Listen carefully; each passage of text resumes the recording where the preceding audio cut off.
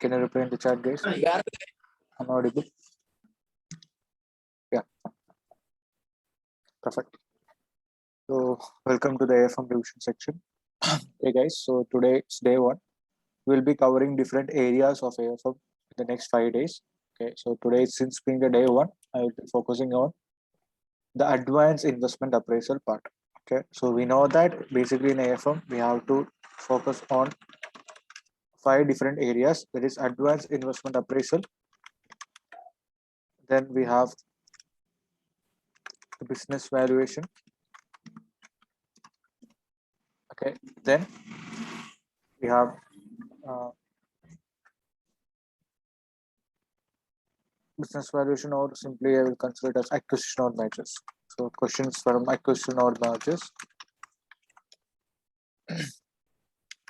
and you will be having sections with respect to corporate restructuring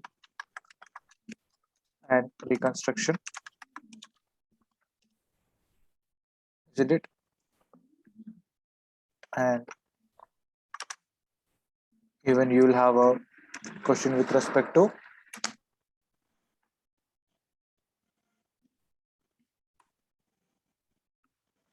risk management. So these are the main 5 areas. Again, there is a role of CEO is there. So we'll discuss that part first. So how we plan our section? It will be advanced investment appraisal for day one, and acquisition and mergers. That part will get covered in day two, and the corporate restructuring in day three, and the rest will be risk management will be covered in day four and day five. That is, the risk for forex will be covered in day four, and risk for interest will be covered in day five. So that's how we plan our overall revision section. Is it clear, everyone? Can I reply in the chat?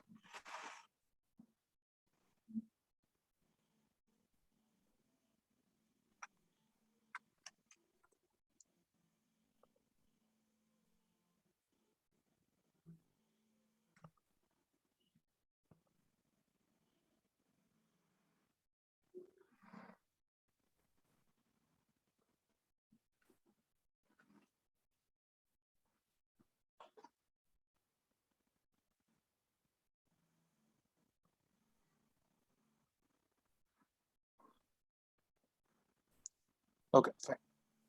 So let's discuss the first part, which is advanced investment appraisal. So can you hear me, guys? Is that not visible for you?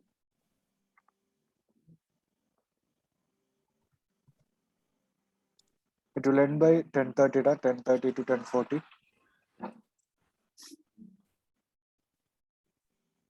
Yeah, perfect. So in the advanced investment appraisal section, first of all, we are discussing about different investment appraisal techniques. So something which is really basic from FM, we know that we have to discuss about the NPV calculation. So what do you mean by NPV? NPV is a theoretically the most superior method to evaluate a project. So in NPV, literally we'll compare the present value of the inflows which you are going to get from the project will get compared with the present value of outflows. And effectively, if you're getting a positive NPV, then we will accept the project. And if you have a negative NPV, we will reject the project. So that's a very basic calculation we have in investment appraisal, that is to evaluate a project on the basis of its NPV. So apart from that, we know that there is no much discussion we have to do with respect to the NPV part. But unlike what it is tested in FM, when it comes to AFM, we are suppose if the project is not worth, let's say if you feel like the project is having a negative NPV, we in FM we used to stop your decision making. The decision process or the decision making process will end with the concept fact that if it's a negative project, then reject it. That's it. But in AFM, we have to consider the different options available to a investor, or what are the different options available to a company. So here, apart from rejecting a project on the basis of NPV, we need to consider some real option situations. So we will consider the real option situations. So what are real options? Such as, can you give me any options available to a company rather than just neglecting in this project on the first instance itself? We may have an option to delay this project, right? So this project might not be worth right now, but if you're delaying it for another 3 years, after 3 years, if you're introducing in this market, maybe it can bring up some good returns. Even we may have an option to sell this project after 2 years. So if you sell this project after 2 years, it can give a higher return compared to running it for the next 4 years. So compared to the NPV that we have just the NPV decisions which we have made in FM, when it comes to AFM, we will make the application of different real options available to a company. So the real options will include the option to delay, the option to sell, the option to expand. So these are the main options. There are some others, but these are the three main options that we'll learn here in AFM. Or we have in past, there are questions which has been testing on these areas. Yeah, option to abandon and sell is almost the same. And option to redeploy. So option to redeploy is there, but they normally used to consider this option. So option to delay. So it's an option. So here we'll use the Black-Scholes formula. Black-Scholes formula to understand that concept, or to value the option. To value that option to expand or option to delay, we'll use the Black-Scholes formula. So the Black-Scholes have found out the formula for valuing different options. So I'm not going in depth to that of how that formula have came or how will you value the option. He will just directly use the application because especially in an NPV question, you are not supposed to ask, we are not required to ask any questions with regards to what are the elements which determine the value of an option. Such kind of questions you can never expect in APV or in PV questions. So when it's option to delay, we'll consider it as call option. We will consider it as a call option. So we'll call it as a call option, because here it's an option to delay, and in future we are ready to spend the money. We are able to spend the money in future. So if it's an option to delay, we'll consider it as a call option. An option to sell or withdraw from the particular market, we'll consider it as put option, because the money is received or the money is literally saved here. Is it clear, everyone? The same way, if it's an option to redeploy, which we are switching on to a different business or something like that, again here the money is received or saved. So we'll consider it as a put option. And finally, if it's an option to spend, how will you consider that option? We'll consider that option as a call option. So rather than just considering the NPV of a project, when it comes to AFO, we have to consider the real options available to a company. So these are the different real options which is available. The call option, and how will you measure it? On the base of the value of the call option and put option.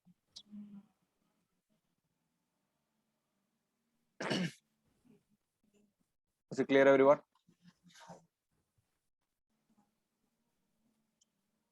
And I hope you know the formula for call option and put option. This formula will be directly given in your exam. So I'll just go through that formula part. As a revision, we can just go through the formula itself. Just wait 1 minute.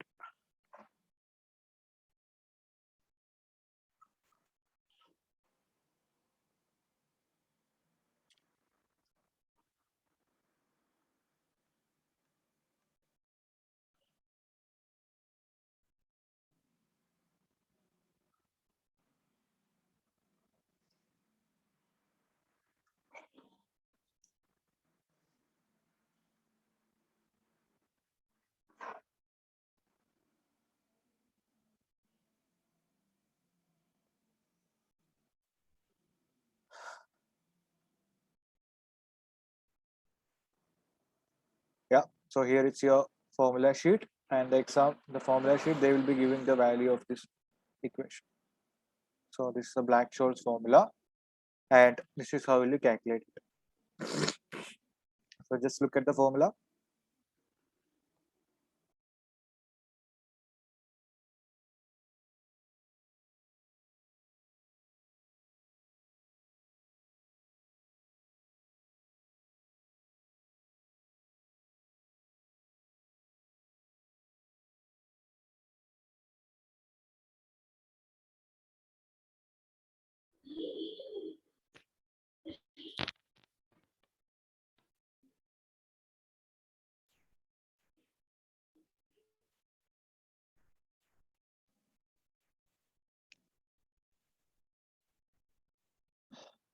So have we gone to that formula?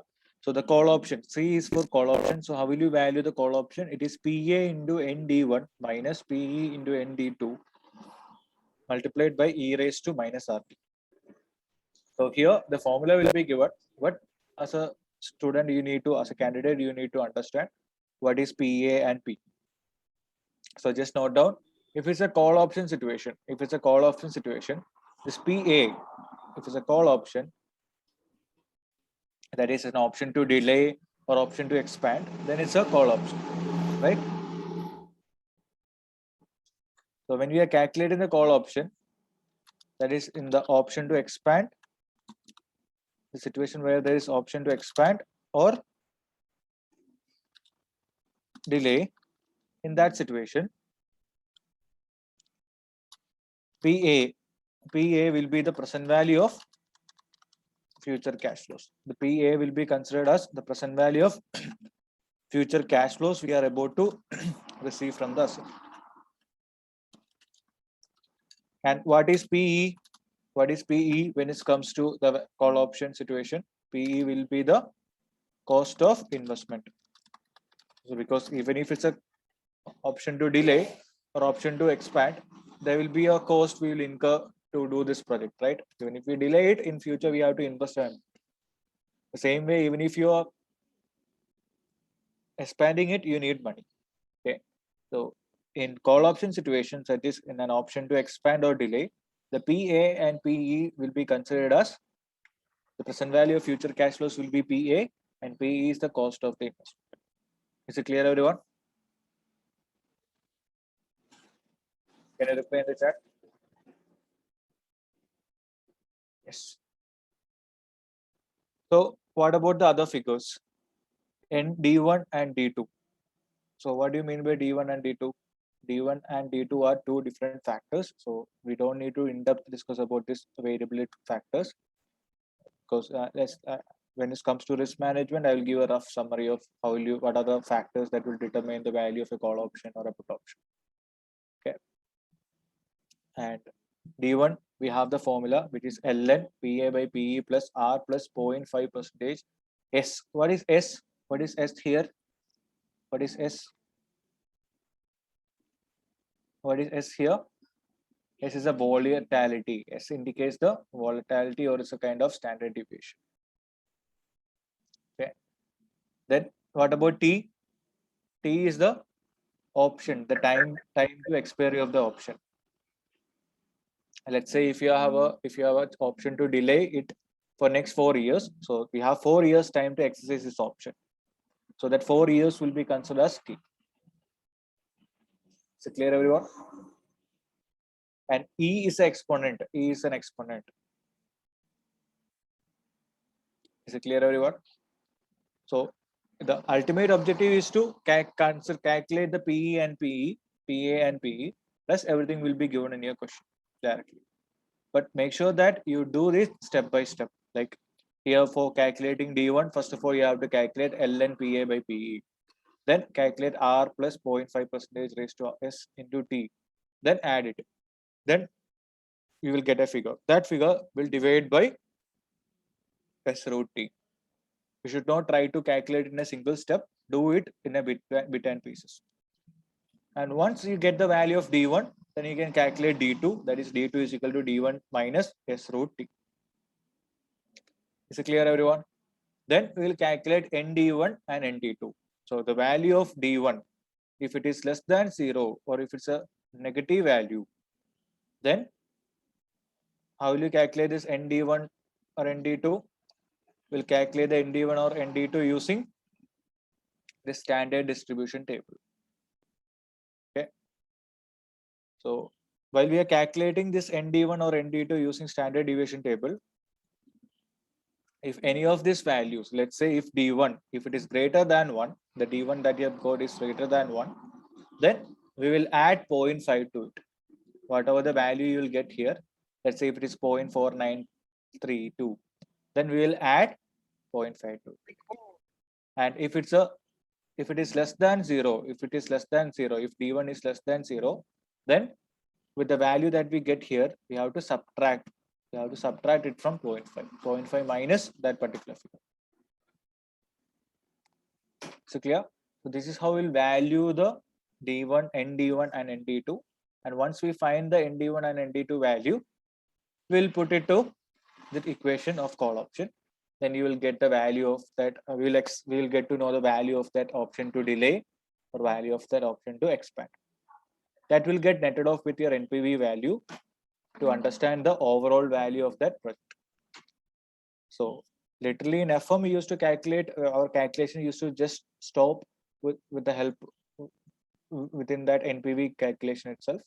But now we have to expand our calculation, or we have to do some more calculations by considering the real options which is available for the company, because we have to consider the option to expand, the option to delay, as well as we have to consider the option to redeploy and option to sell. Is it clear, everyone? And if it's a put option, let's say if it's a put option, the value of put option.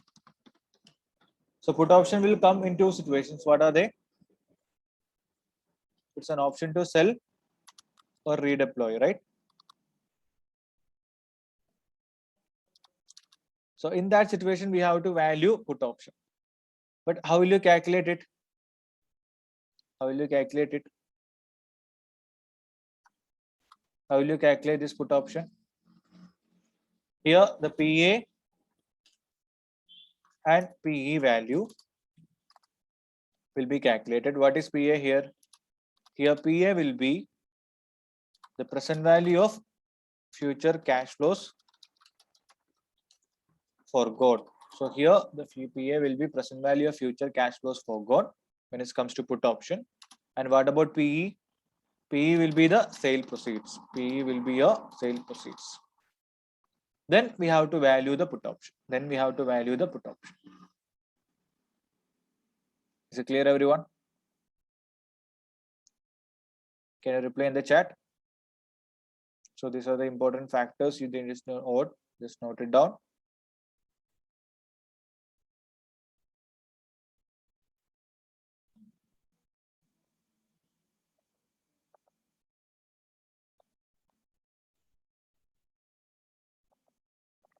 But how will you calculate the put option? If you want to calculate the put option, first of all, you have to value the call option.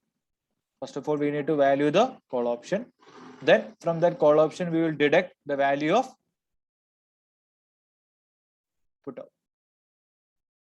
Direct the PA plus PE into e raised to minus RT to get the value of put option. Is it clear, everyone?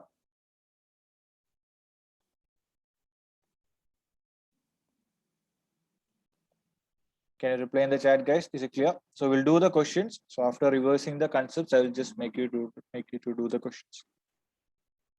Is it clear, everyone?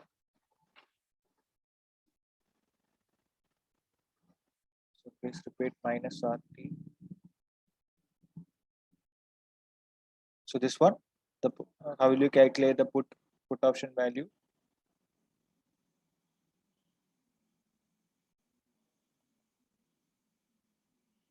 So e raised to minus RT is actually considering the time value of money.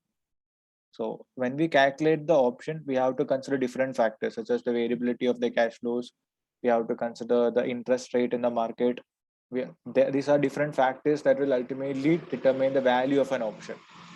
The time value of money, the variability of the cash flows, the time to expiry. So this e raised to minus RT actually considers the time value of money. So that's what it's kind of discounting that we are doing. Okay. So it's like if you have to calculate the present value of an item, how will you calculate it? Present value is equal to cash flow divided by 1 plus R raised to n. But if you have to multiply it, then this 1 plus R raised to n become minus n, right?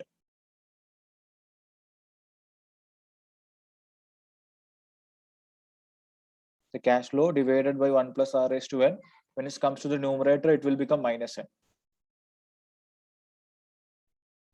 Okay, so that's how. So, but in depth, you don't need to understand the concepts, but obviously you want it in the practical terms. But when it comes to exam, Just understand that e raised to minus RT indicates the present value.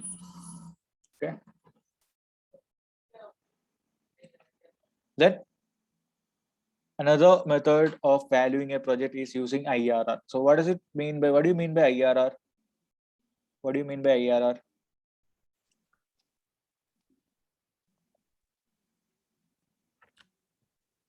IRR is the point at which NPV of a project will become zero. IRR is the point at which the NPV of the project becomes zero. So NPV becomes zero means there the present value of inflow will be equivalent to present value of outflows. Or in other terms, we can say that this is the maximum return I can give to my investors. This is the maximum return I can give to my investors. If I am trying to give more returns, trying to give more returns, then the NPV will become negative. The NPV will become negative. Yes, but there is a kind of misconception or a kind of drawback with respect to IRR. IRR assumes that always we can reinvest the cash flow that we receive from the project will get reinvested at the IRR. So that reinvestment assumption, IRR is having a reinvestment assumption that always the cash flows will get reinvested at IRR. But let's say if you have a project which is having a cost of capital of 10%, and do you think that is it accept if the IRR is 30%? So is it realistic? Is it realistic for the company? Will it be realistic? Like a company which is having a cost of capital 10%, will they reinvest their cash flows at 30%? No, it's not a realistic assumption, because we won't be having enough project which can give you a 30% return. Moreover, another factor is cost of capital is the minimum return that we have to provide to our shareholders or to the fund holders, the capital providers, right? So since the minimum return I have to pay is 10%. So if I'm trying to give more returns, let's say 30%, then if you have to get more returns up to 30%, obviously that wherever we invest, there will be a really high risk. It will be having a really high risk. So even we assume that in a normal situation, the managers or even the shareholders are risk adverse people. They don't want the risk appetite of the shareholders will not be ready to take that much enough risk. So we'll assume that in reality, the cash flows are getting reinvested cost of capital, not at IRR.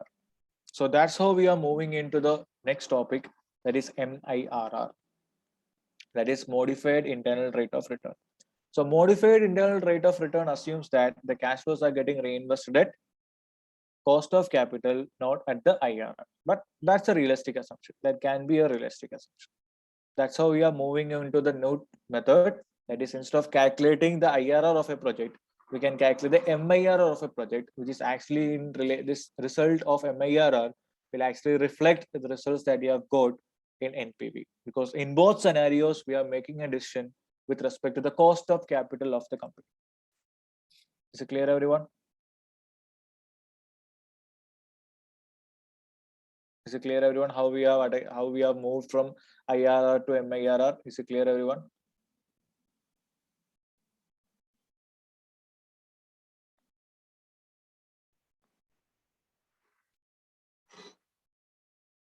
Yes. So again, we have a formula. We have a formula here for calculating this one. The MIRR, it is the present value of return phase divided by the present value of investment phase raised to 1 by n into 1 plus RE minus the RE indicates the cost of capital, n indicates the number of years, the present value of return phase, that is the inflow, divided by present value of outflow, into 1 plus RE is RE indicates the cost of capital minus 1. So if you does that, you will get the value of that particular MIRR of the project. This is how we do it manually, but even in Excel, you can easily do it. It is just, if you have to just apply the formula. So I will show it how will you easily calculate the value of IRR, NPV as well as MIRR using an Excel. Okay. When we do the question, I will just show it. So is it clear, everyone? Till now, the concepts, is it clear?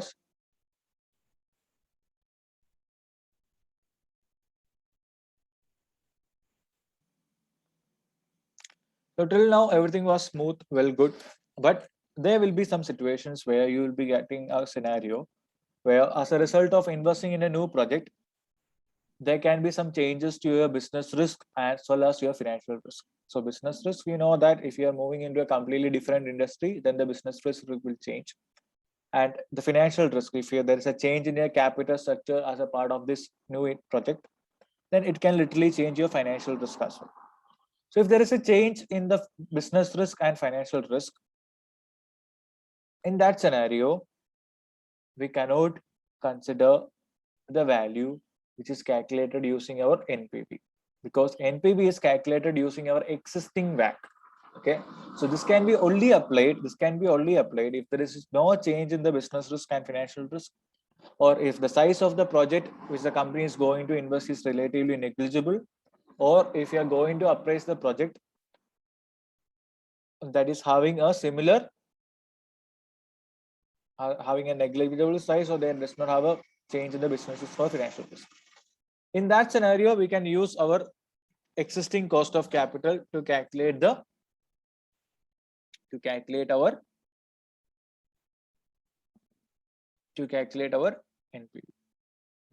of the project. But if there is a change in the business risk or financial risk,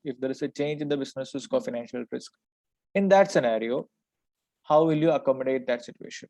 Or how will you make your changes with respect to that situation? We know that the WACC is calculated as a weighted average of KE, KD, and KP, where how will you calculate KE? The KE will be calculated using the basic CAPM formula, which is RF plus beta into beta E into RM minus RF. So what does this beta E mean? What does it mean by this beta E? It is the systematic risk of our company. So the systematic risk means it is something that cannot be diversified away.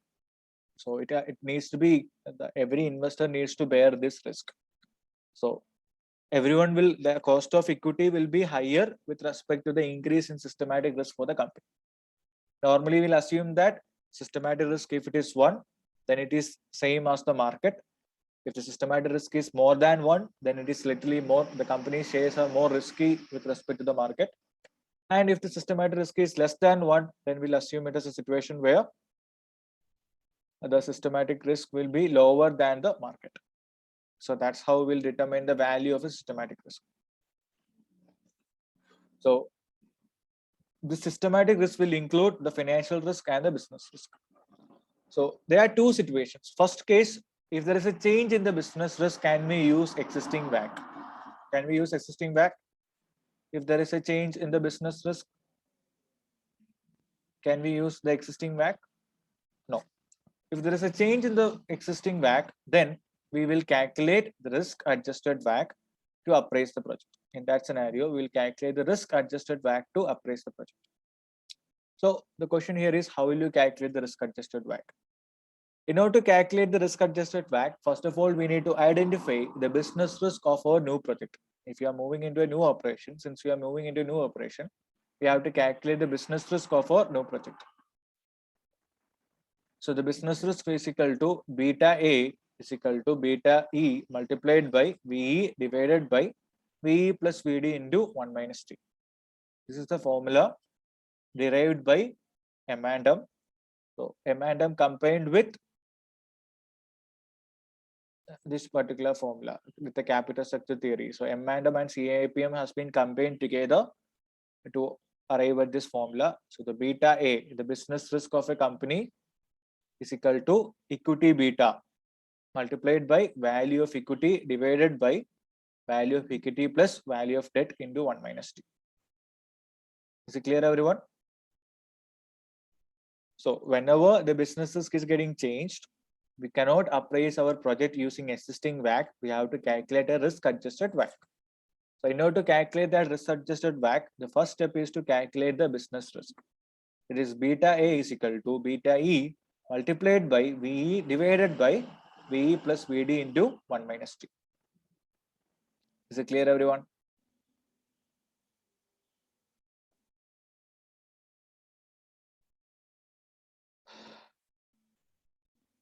Okay. Where VE and VD will be used by considering the figures of our proxy companies. So here the systematic risk, the equity value or the value of debt.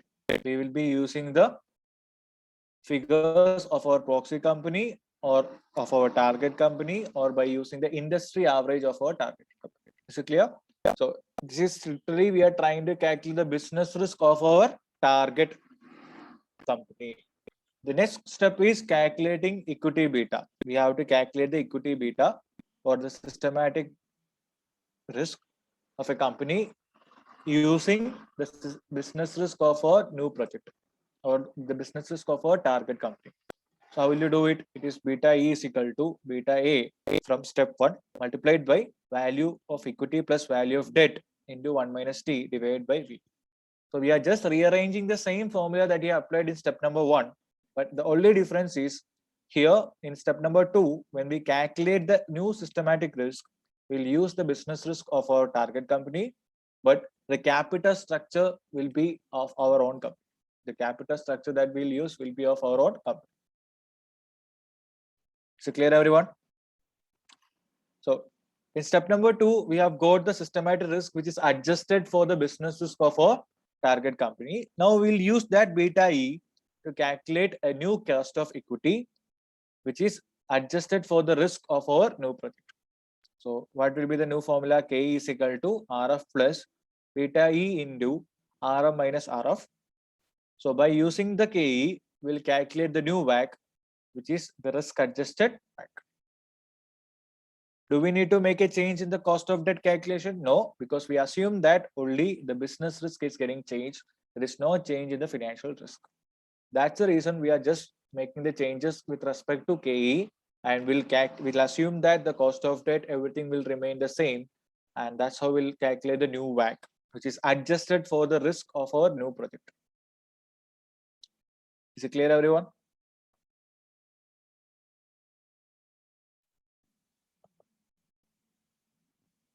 Can you reply in the chat?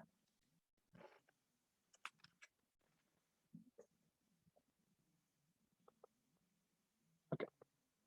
So if there is a situation of investment appraisal where the business risk and the financial risk, both the business risk and the financial risk of a company changes, or especially if the financial risk changes, in that scenario, how will you appraise the project? Can we use NPV or risk adjusted WACC calculation? Can you use the risk adjusted WACC calculation?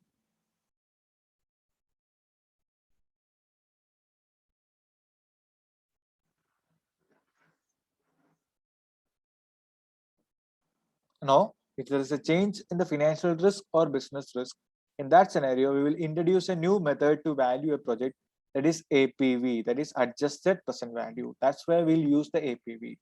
So here in APV, we'll literally evaluate the project by considering the effects of equity and debt separately. How will you do it? First of all, we'll appraise a project. We'll appraise a project as we do in a normal NPV calculation. But in a normal NPV calculation, we used to appraise this project using the discount factor as cost of capital. But here, when it comes to APV, we'll appraise the project, we'll predict the net cash flows, then we will discount it using the KE, which is ungeared.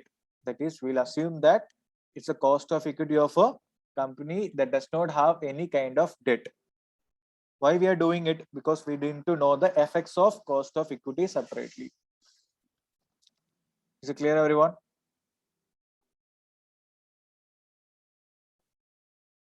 So this calculation is known as base case NPV. So it's not a normal NPV. Here we'll calculate the base case NPV. So base case NPV will be calculated using the KE ungeared. Is it clear, everyone?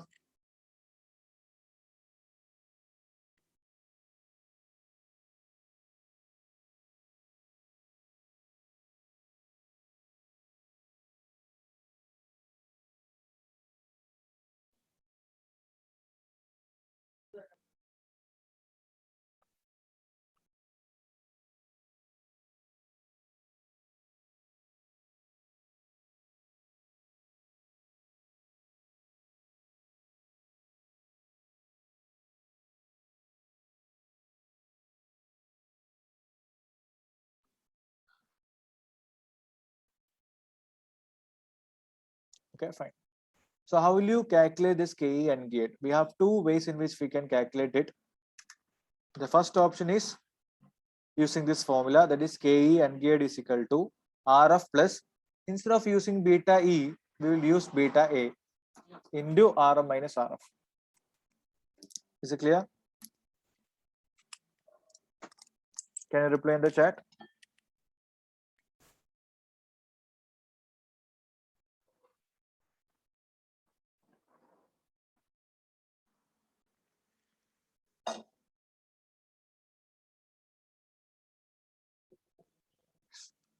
But if it is KE, if you have to calculate the KE and gate using another formula which is developed by Modigliani and Miller.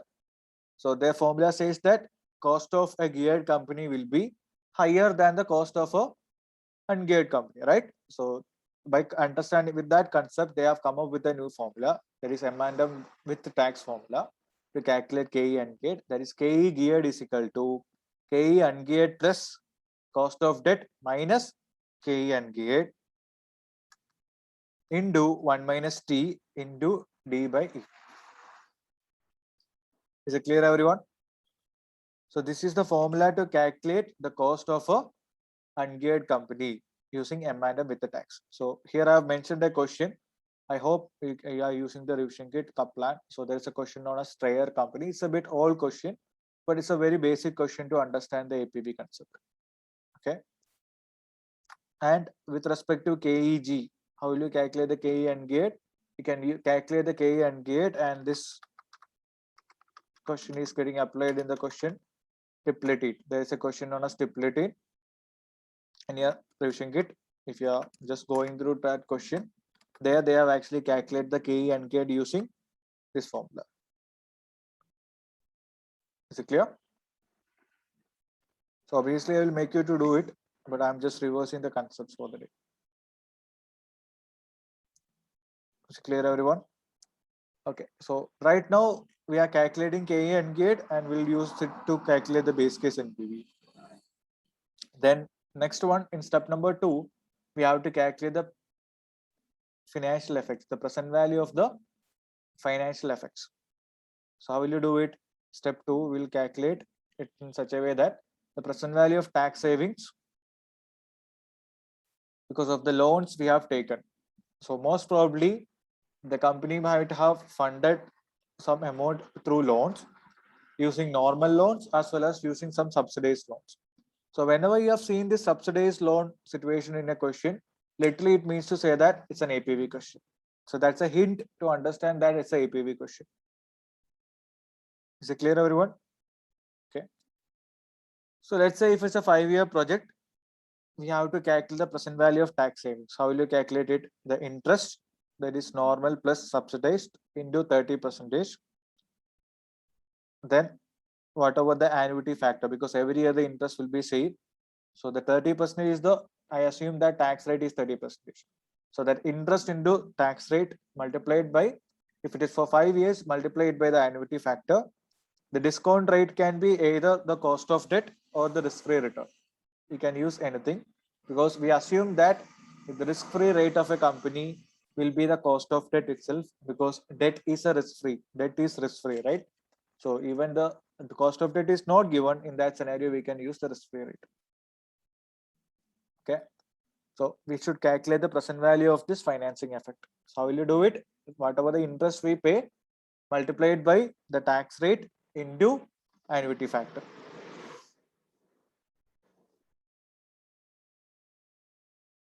Is it clear?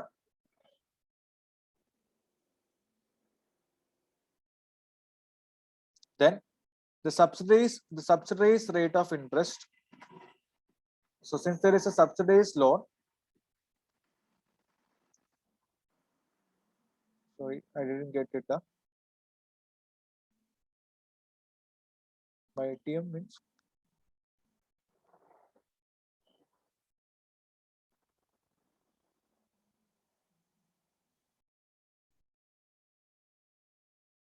yeah, yield to maturity can also be applied, because all this needs to mean to, I mean to say that it's a cost of debt. So cost of debt is the can be interpreted as a yield to maturity also, right? So we can either use yield to maturity or the cost of debt or risk-free rate. Okay. So first of all, we calculate the present value of the interest savings, then the subsidized loan rate of interest. So if there is a subsidized loan, will be there given in your situation. So since by taking that subsidized loan, let's say if the subsidized loan rate is 2% and the normal loan rate is 5%. So literally you have saved how much? Literally you have saved how much? We have saved 3%. 3% on the amount that is funded using a subsidized loan. Okay, so 3% into subsidized loan multiplied by 70%. Why we are multiplying by 70%? We cannot save the whole amount because since you have paying a lower rate of interest, you have missed the opportunity to get an extra 30% savings on it. So literally you are only saving how much? The after tax amount. That's why we are multiplying with 70% into AF9. AF9 is like the annuity factor. Okay. So these are the two items that will include in the present value of the financial effects: the interest savings, present value of interest savings, tax savings on the interest, and the present value of the subsidiary loan benefit that we receive, but only the after tax amount need to be considered. Clear? And step 3, we will consider the issue cost. That is, there will be issue cost on equity as well as the issue cost on the debt. That will be considered in step 3. And when we calculate the APV, it's a mix of 3 items actually. What are they?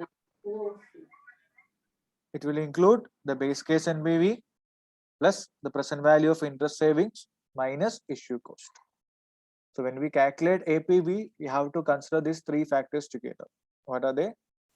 This is the base case NPV plus the present value of interest savings minus the issue cost. Is it clear?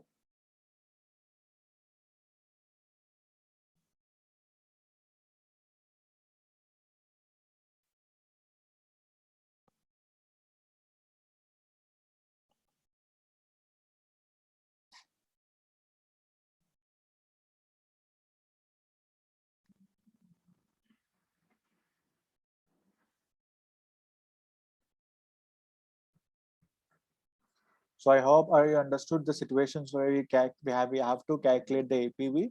So the APV will be used in a situation when the company is going to acquire a new company or a company is planning to expand to a new project. But as a result of investing in that project, if your overall financial risk and the business risk is getting changed, we cannot appraise it using our NPV calculation. As a result, we have to calculate a new method, that is APV. So in APV, literally we are considering the effects of the debt as well as the effect of equity separately.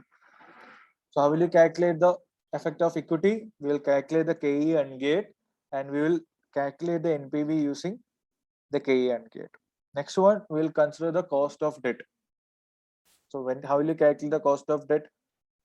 To consider the impact of financial effects, we'll calculate the present value of the tax savings that we can get from the interest, as well as we'll consider the present value of the subsidized loan interest tax savings plus the benefit that you're going to get because you have used the subsidized loan into 70%. Like literally assume that tax rate is 30. Mostly in every situation it will be 30. So into 70%, that is the after tax amount into annuity factor. And finally, in step 3, we have to consider the issue cost of equity as well as issue cost of debt. And altogether, you will get the value of APV. That is the adjusted present value method. Is it clear, guys?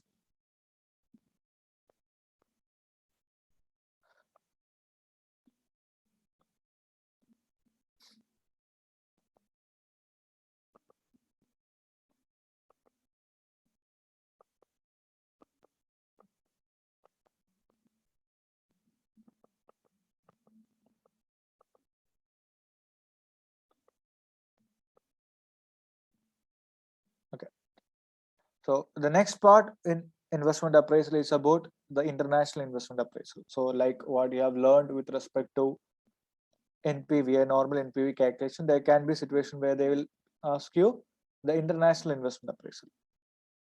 So when it's an international investment appraisal, first of all, you have to predict the cash flows in the foreign currency. Let's say you are a UK company and you have a project in USA. So first of all, you need to value this cash flows. You have to convert all these cash flows into the foreign currency, and you have to calculate the net cash flow in a very normal way. The only difference is earlier used to calculate the cash flows in our own home currency, but now since it's a foreign NPV calculation, first of all, we have to predict the cash flows, the operational cash flows, the investing cash flows, everything will be predicted in the foreign currency, and we will find a net cash flow there.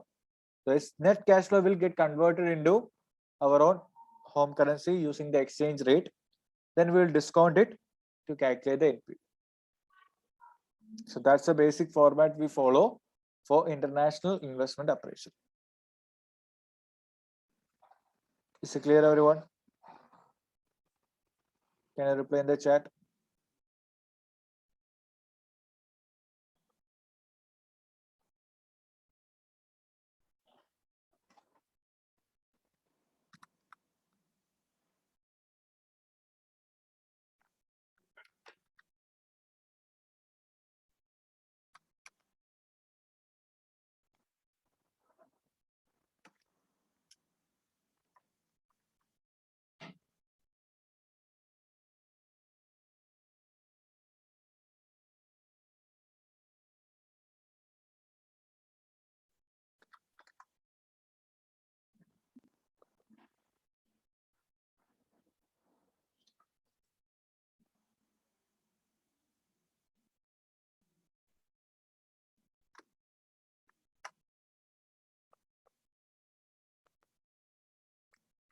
Okay, so I'll just show the performer for that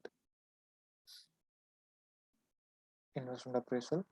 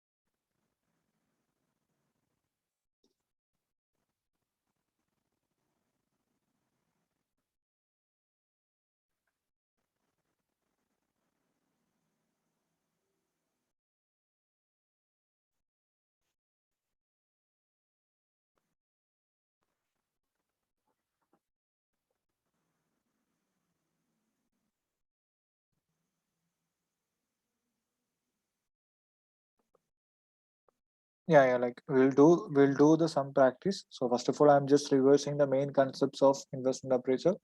Then I will make you do the questions. And then I will specifically say that which all questions needs to be done from that particular area we revise. So can you see this performer?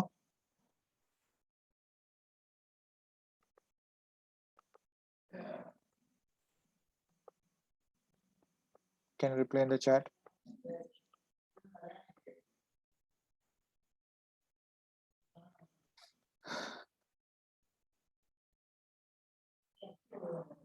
Yeah. So let's assume you have a foreign investment and it's in pesos. The currency of that foreign currency is peso. And literally, first of all, you have to calculate everything in peso: the revenue, the taxation, the capital expenditure. Then we'll add back this items. We'll do everything in peso. Then finally, you will get the net cash flow in pesos. You will get the net cash flow in pesos. This net cash flow will get converted at the exchange rate. So we have to calculate the exchange rate.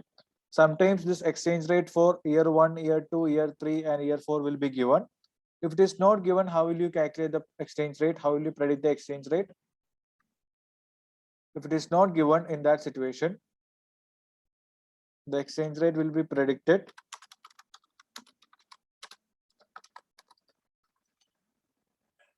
using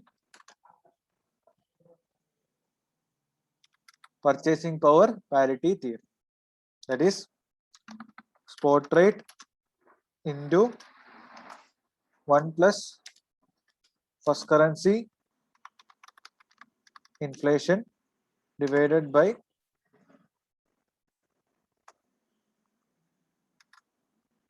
1 plus second currency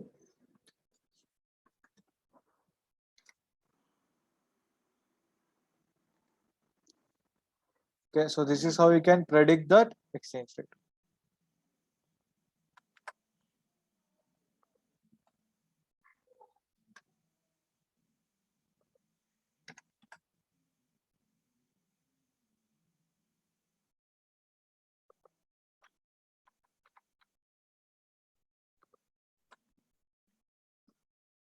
Is it clear?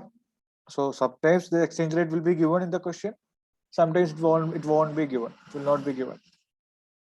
So for international investment appraisal, you can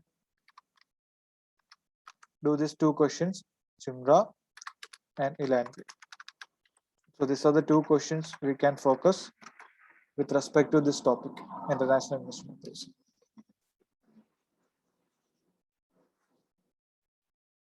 Is it clear, everyone?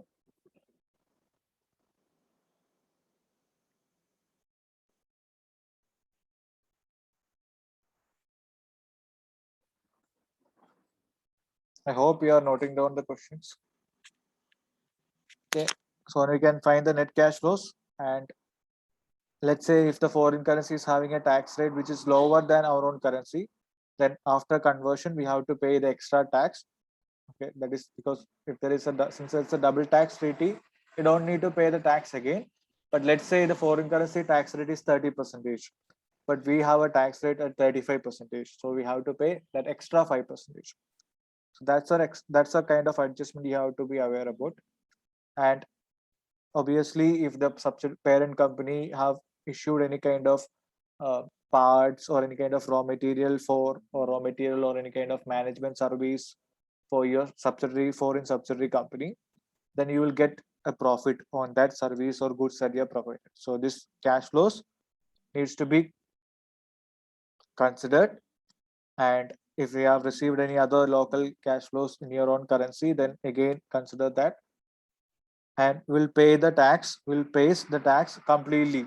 So whatever our local tax rate, on that local tax rate we have to pay the tax for that profit from the intra-company transaction and other tax cash flows. And finally you will net off this cash flows, and this cash flows will get discounted at the post-tax cost of capital, and we'll find the NPV. Is it clear, everyone? So this is the format for calculating a NPV of a project, but if it's a foreign NPV, this is how you have to calculate. Is it clear, guys?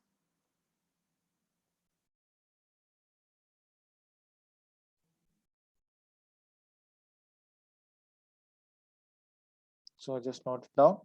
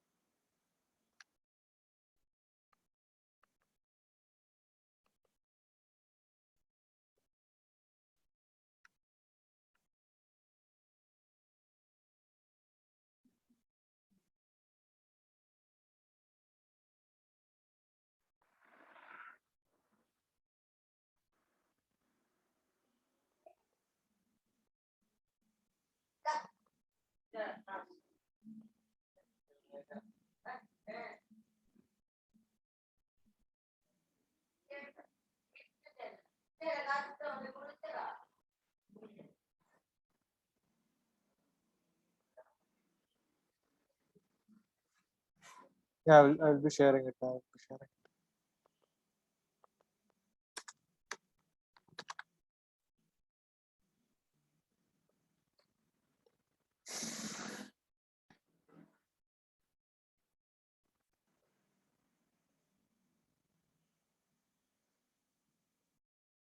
Is it clear?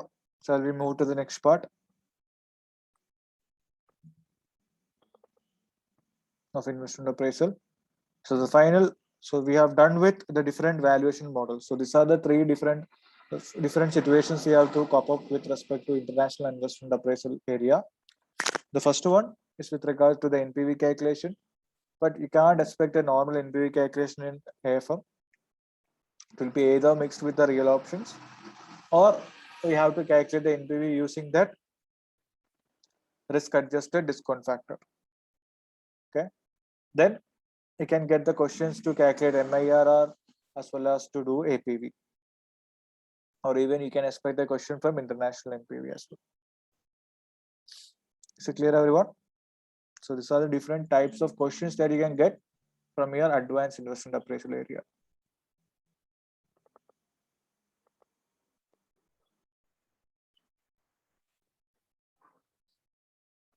Yeah, and I will just share the important questions to to be practiced. I will just share it in the group. I will just share the folder.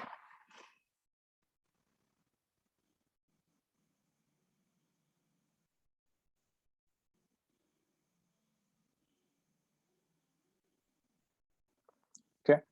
So next one, with respect to risk and uncertainty. So with respect to risk and uncertainty, first of all, you have to calculate the, whenever we appraise a project, we are assuming that these cash flows that we forecast will not be changing.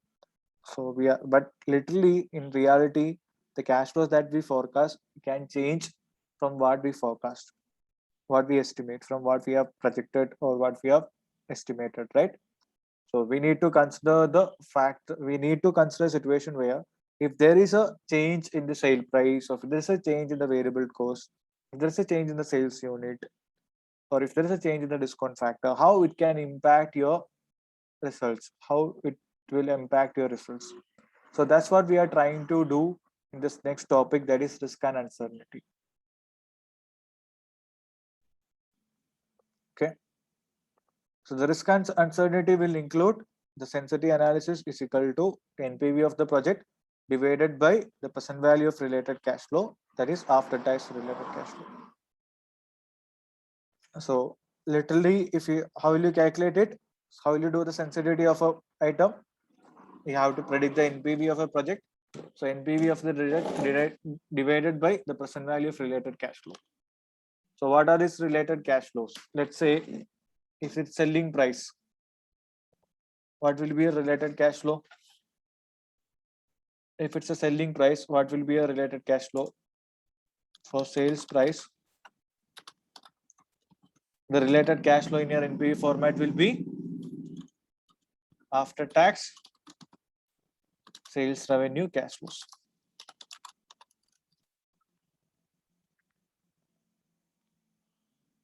Okay. And if you're asked to calculate the sensitivity analysis of sales volume, what you will consider here?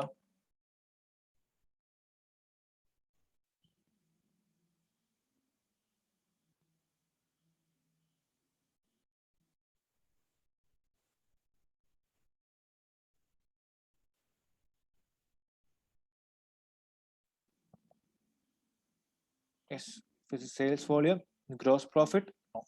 If it is sales volume, we have to calculate the contribution. That too, the after tax sales cash flow. Is it clear?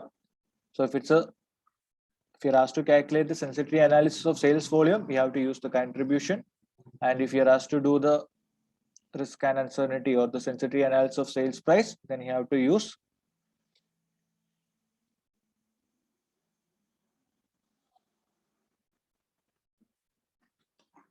the contribution. Okay.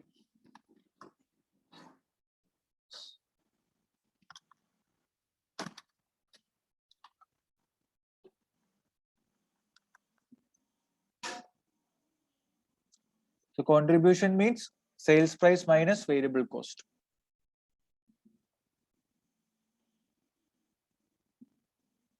Is it clear?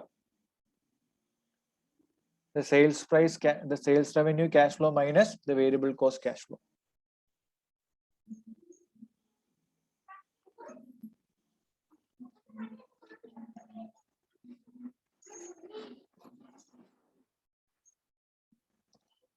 Okay. And if you're asked to calculate the sensitivity analysis of your discount factor, then literally you have to calculate IRR, because we know that IRR is the point at which NPV becomes 0. So let's say your current cost of capital is 15%, and if IRR is 20%, so what does it mean by it? If your IRR, so if your cost of capital increased by this much percentage, like how will you calculate this percentage? What's the percentage here?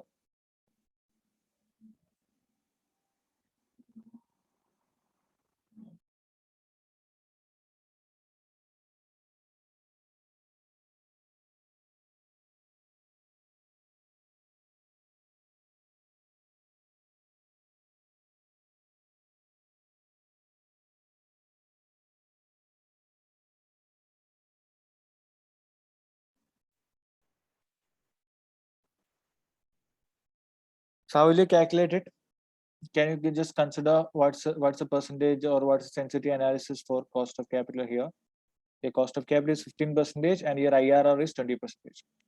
So literally, if your cost of capital increase by another 5%, then it can make your NPV of the project become 0.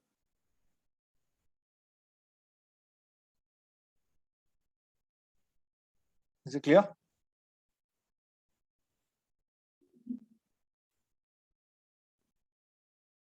So it's very important to understand how will you explain this sensitivity analysis. Let's say the sensitivity analysis of sales price is 5%. How will you explain it? We will explain that if there is a decrease in the sales price by 5%, then the NPV becomes 0. Okay, so always you have to calculate that percentage increase or percentage decrease. So when it comes to this calculation of discount factor, we know that it is 5%, 5% divided by 15% into 100. So what's the increase? What's the percentage increase? What's the growth? So this is how we'll calculate the growth. Okay, the difference divided by base into 100. So what's the difference? What's the growth here?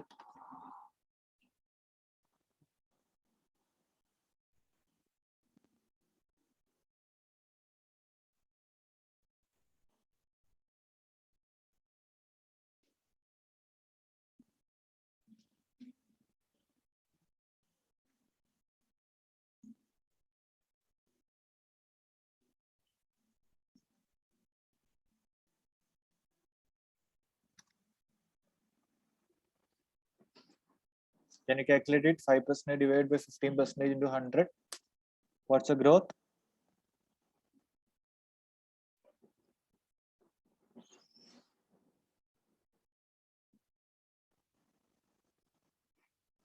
It's 33.33%.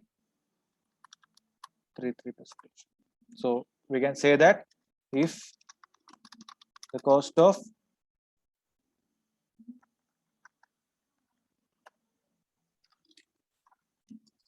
capital of this project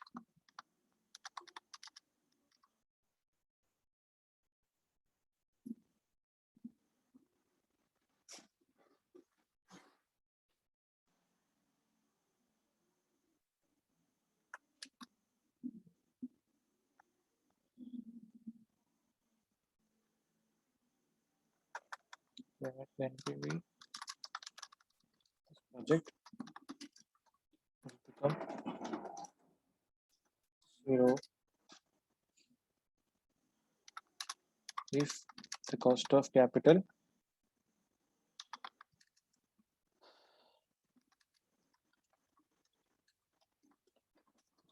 increases by 33.33%.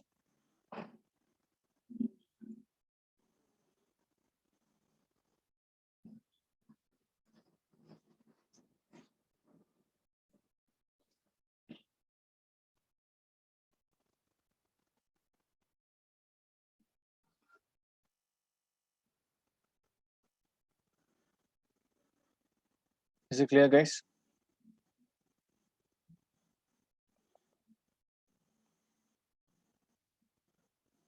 Is it clear how to explain that sensitivity analysis?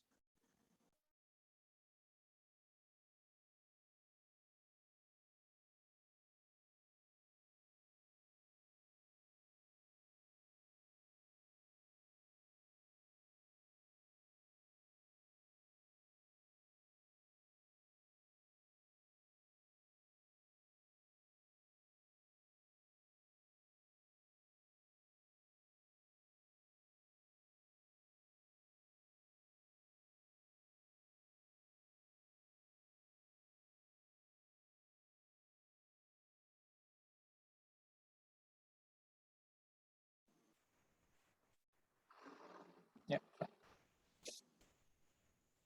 Then another sensitivity analysis method that or the method to understand the risk and uncertainty factor is duration.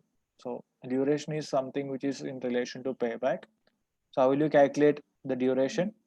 So let's say if you have got the project, its cash flows and its a present value, then the duration will be calculated as using this format, that is present value into year. You have to calculate the respective cash flows and its present value, and we have to just multiply the present value into year, that is, let's say present value of year 1 into year 1, then present value into year 2 into 2, and present value of year 3 into year 3. Like that we have to multiply it.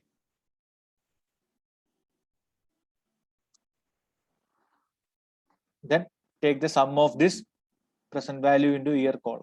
We have to take the sum of this present value into year column divided by the sum of this present value. Then you will get the duration. So what does it mean by duration? Duration means that it's the average time to realize the average time taken to realize the value of a project. So if the duration is increasing, then the project risk is higher there. Is it clear?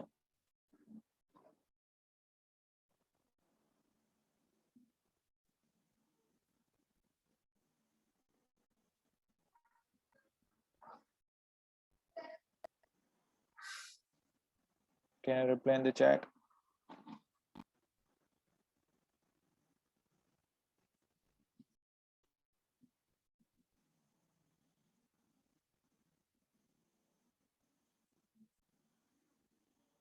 So have you understood the concept of duration? So that's what payback is normally calculated using undiscounted cash flow, right? So it literally considers the fact that how much time will it take to get your initial investment. Okay, so duration actually consider the average time taken to realize the value of the project. Okay, so the difference is, let's say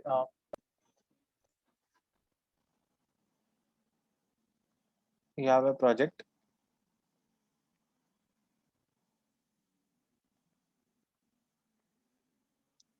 where it's a 3-year project.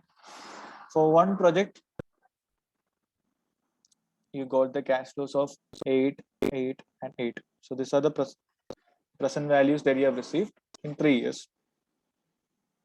And for second project, you have received a total of 24 in year 3. So if you are asked to calculate the duration of these two projects, how will you calculate it? What was the formula? It is 8 into 1 plus 8 into 2 plus 8 into 3. That is present value into year, the sum of present value into year divided by total present value. So with respect to this first project, what's its duration? 8 into 1 is equal to 8 plus 8 into 2, it's 16. So 16 plus 8, 24 plus 8 into 3. How much it is? 24. So 24 plus 24, it will be 48 divided by the present value of sum of the present value column. So how much it is? 24. So what's your duration here? The duration is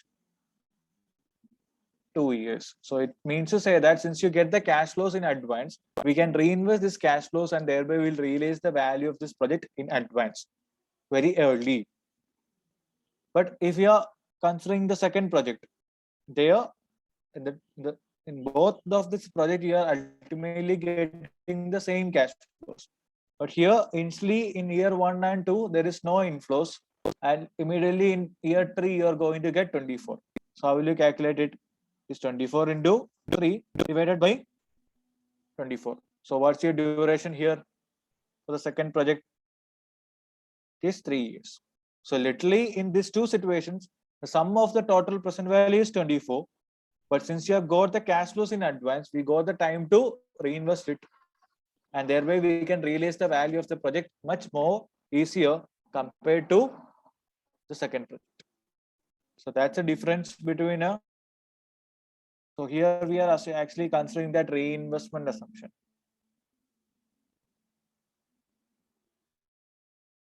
Clear? Poco phone. What's your name? Okay.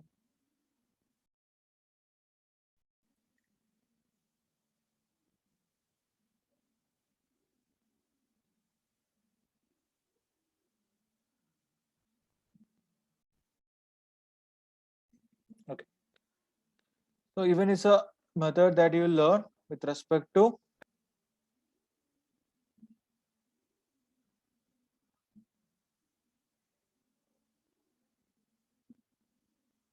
sorry, isn't it the third year present value 8? So no. So I didn't get it. So these are the present values. This 8, 8, and 8 is the present value actually. It's not the cash flows.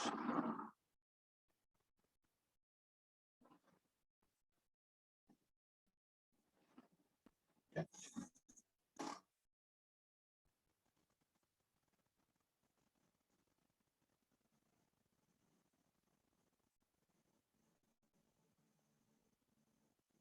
Yeah, 8 into 3, 8 into 2, plus 8 into 1.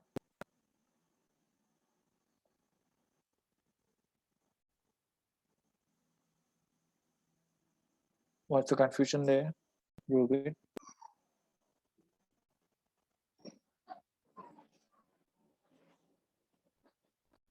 Yeah, where you get 3 years.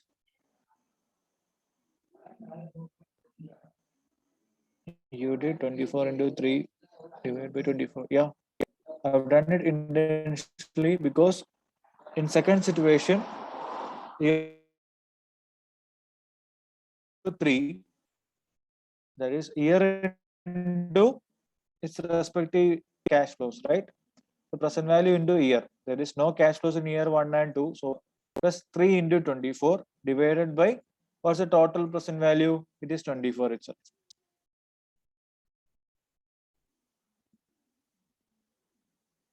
Okay. So I mean to say that in both projects, the sum of the present value is 24, but the duration is different because in first project, we have got the inflows very early. But for the second project, we have to wait for 3 years. Is it?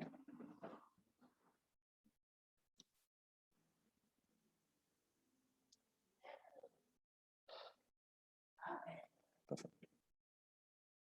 So last one, it is value at risk calculation. So what is value at risk calculation? It's a calculation where we have to consider the confidence level. So to understand the confidence level. So normally we know that there will be an average, there will be average value given in your question. So let's say the question says that the average cash flow is 200,000. That's the average cash flow you will get in a year. So what does it mean by this average? The average will be, it's an aggregated amount. So it can be a negative figure as well as it will include positive values as well. So it's an average cash flow. So it will consider different situations. So the situations might include negative values as well as the positive values. So when it comes to value at risk, if you're asked to calculate the value at risk, we'll assume that a 50% is positive, having the positive value. There is another 50% we have to consider, which is the negative side. Which is the negative side. Is it clear? So if you're asked to calculate the average value at risk at 99%, we only need to consider this 50. So 99% means it is 50% minus 1. So that is 49%. So in your standard distribution table, you will consider the 49%.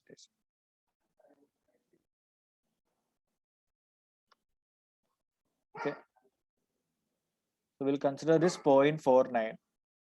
We'll consider this 0.49 situation.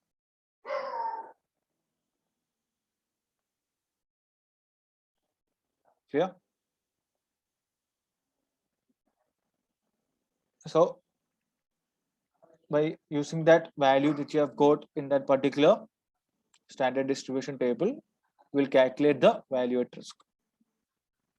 That is average cash flow into the value which you have got from the normal distribution table. Okay. So let's say it is you got the value as 31,500. You got this value as 31,500. So what does it mean by it? There is 99% confidence that, so your average cash flow is 200,000, but there is 99% confidence that your cash flow will not go beyond 31,500, but there is a 1% risk. There is a 1% risk that with respect to this average cash flow of 200 annual cash flow, sometimes your cash inflows can go beyond or go below 31,500. So this is what actually you are trying to calculate using value at risk. Is it clear, everyone?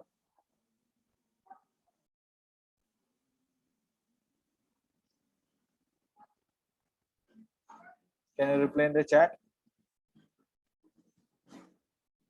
So the value at risk is normally calculated at these three different situations.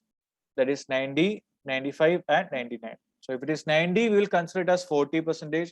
If it is 95, we will consider it as 45%. And if it is 99, we will consider it as 49%. The reason being, we'll assume that it's an average value. It will have a positive side and negative side. So we need to consider the risk factor. So that is a negative part. Okay. So let's say if it's a 5-year project, you may be asked to calculate the average VAR for the 5 years. So there, in that situation, it is 0.45 into standard deviation. It will be given in your question, multiplied by 5 raised to 1/5. So if it is for 5 years, if it is for a single year, then we just need to do it for 1 year. Let's say if it's a 5-year project, then you have to increase it. We have to multiply it for 5 years. So we have to consider 5 years value at risk or the 5 years deviation. So it will be 0.456 is the amount that you'll get from that figure into standard deviation multiplied by 5 raised to 1. Is it clear, everyone?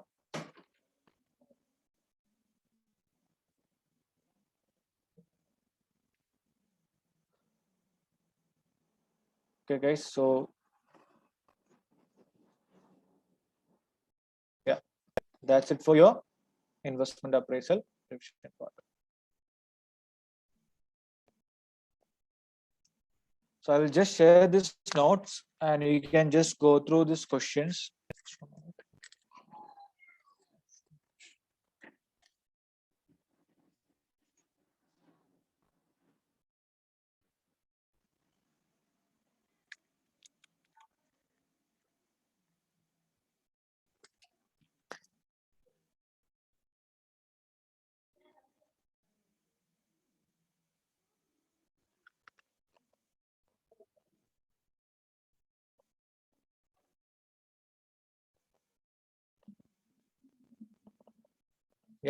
So these are the questions you can practice. I will just share anyway. I will just share the file.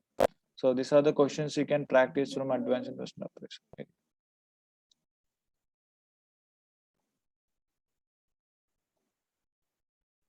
Feinhurst, referee, TISA, Furlion, Duplicate, Agree, and Account. So that will literally cover all different account techniques that you have to learn with respect to investment.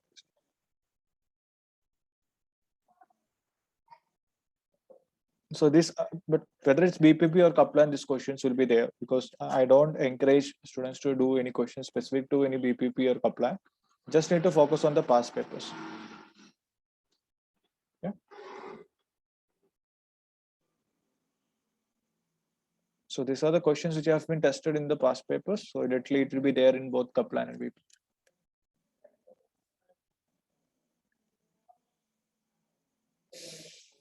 Perfect.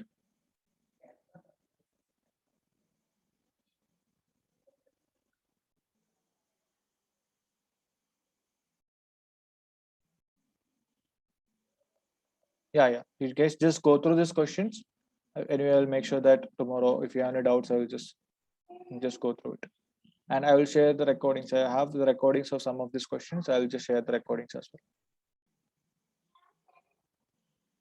Yeah, like Robin, I will just share this file to you. So no need to note it down. So I'll just share that file in the group. Okay, guys. So thank you guys. Thanks for your time. I hope you have benefited. And if you have any doubts or suggestions, please just let me know in group. Okay.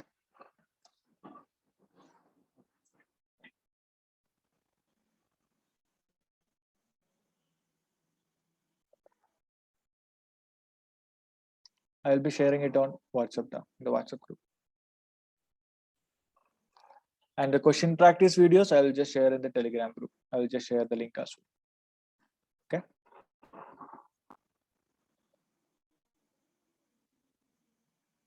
Perfect. I will just share in the group. I will just share the WhatsApp.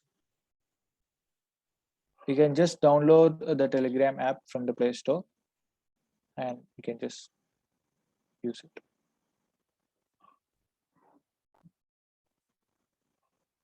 So Telegram is like those who doesn't have the Telegram, it's just an app like WhatsApp. Okay. You guys, thank you.